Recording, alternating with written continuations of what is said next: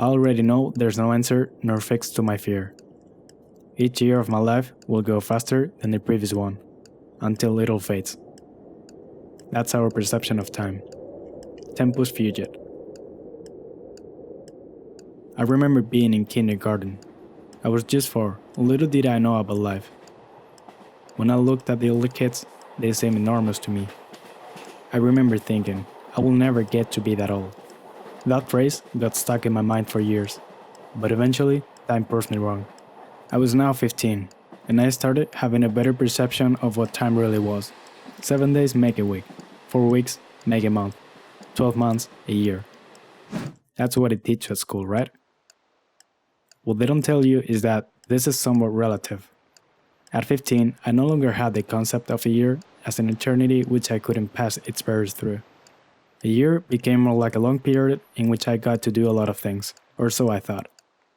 Now that I'm 20, I look back in time and go through all the concepts of time I've had over the years and realize it's still a very unknown subject to me. Philosophers and scientists have been trying to solve this since the beginning of history. Aristotle once said that time is the most unknown of all unknown things, and 2,500 years later, nothing much has changed. Nowadays, we can measure time really precisely, but we still don't know what it really is. Therefore, I think I should just try to understand my perspective of time, the way I perceive it. And to me, it feels like something continuous, an unstoppable force that sometimes, depending on my emotional state and what I'm doing, it gets faster or slower. In the end, memories are key for our perception of time. If we're having fun and remember a lot of details, it feels like more time must have passed, creating an illusion of slowing down.